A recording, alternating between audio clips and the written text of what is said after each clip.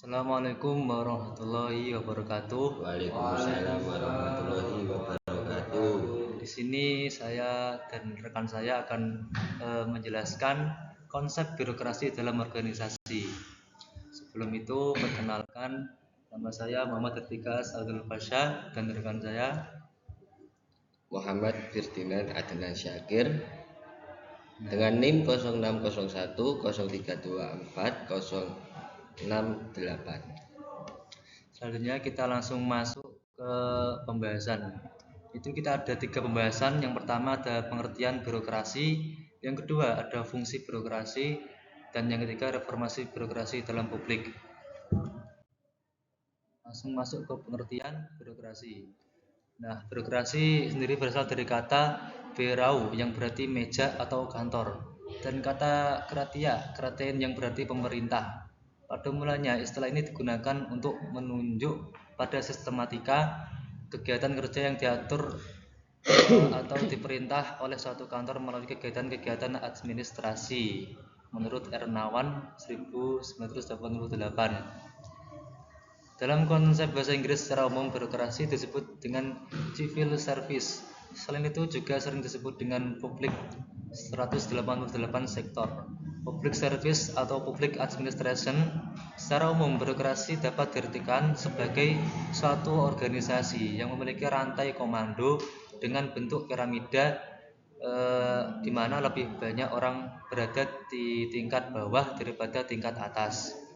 Biasanya ditemui pada instansi yang sifatnya sipil maupun militer. Nah, jadi birokrasi ini terdapat pada sebuah organisasi atau di lembaga pemerintahan. Dan tidak hanya itu, ada juga pengertian birokrasi menurut para ahli. Di sini ada 3 ahli birokrasi yang dapat kita sampaikan. Yang pertama adalah Weber Suranadita 2002.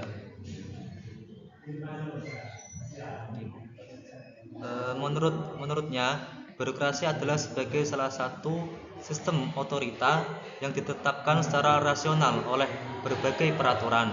Dengan demikian, birokrasi yang dimaksud adalah pengorganisasian secara teratur suatu pekerjaan yang harus dilakukan banyak orang. Itu menurut Weber Suranadita. Dan yang kedua menurut J.P. Kristiadi tahun 1994. Dia menekankan birokrasi sebagai organisasi yang memiliki sumber daya manusia yang cukup besar jumlahnya dan di dalamnya terdapat tugas dan tanggung jawab yang melekat serta struktur organisasi yang jelas. Kemudian ada Toha tahun 2008 menegaskan bahwa birokrasi merupakan sistem untuk mengatur organisasi yang besar agar diperoleh pengelolaan yang efisien, rasional, dan efektif.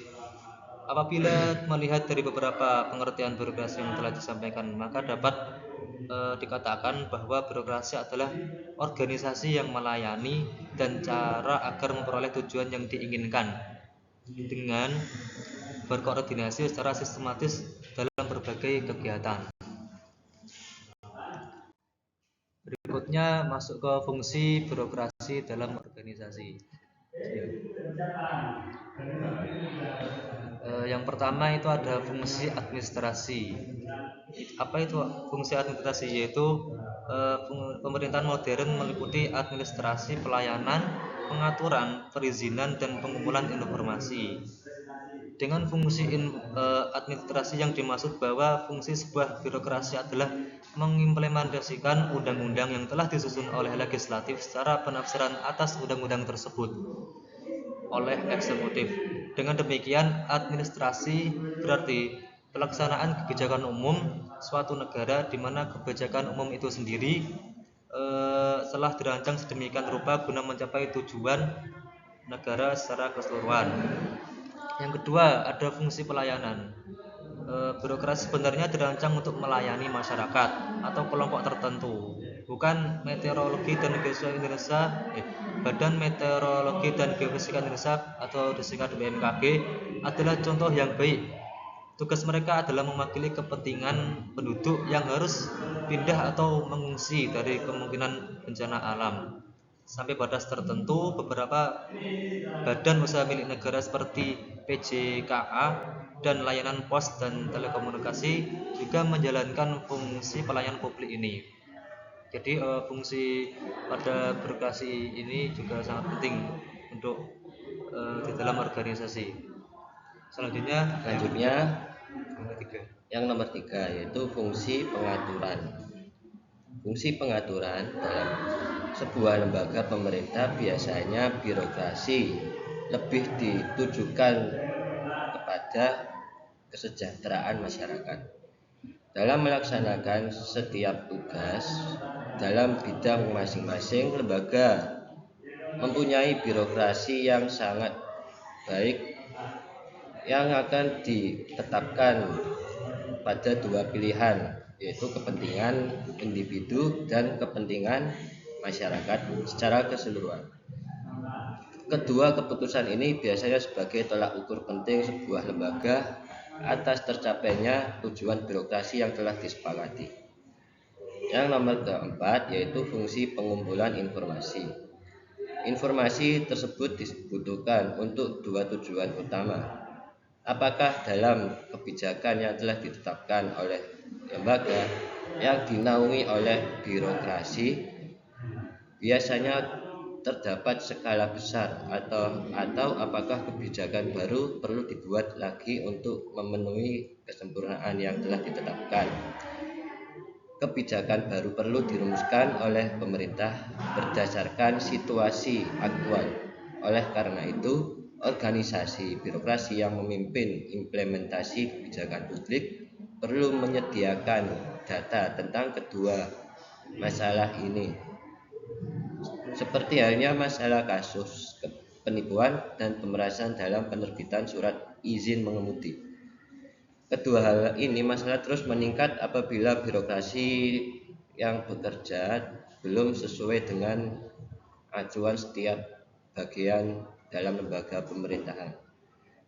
Pemerasan ini melanggar idealisme pemerintahan nasional dan harus dituntut sesuai dengan kebijakan yang telah dibuat. Apabila ditemukan bukti pemerasan, pemerintah akan membuat prosedur baru dalam penerbitan SIM dan STNK guna memastikan tidak ada ruang bagi birokrasi untuk melakukan pemerasan.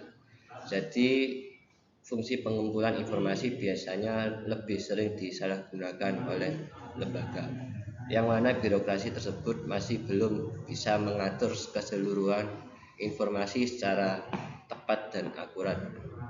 Maka dari itu birokrasi sebaiknya harus bisa sesuai dengan tujuan dan tugas masing-masing sesuai lembaga pemerintahan. Yang bagian terakhir, pembahasan terakhir yaitu reformasi birokrasi publik. Pembahasan ini dalam poin penting yaitu perubahan birokrasi dalam sebuah organisasi publik. Biasanya struktur ini bisa diajukan sebagai struktur sosial, yang mana struktur sosial memiliki dua orientasi, yaitu orientasi kekuasaan dan orientasi kepentingan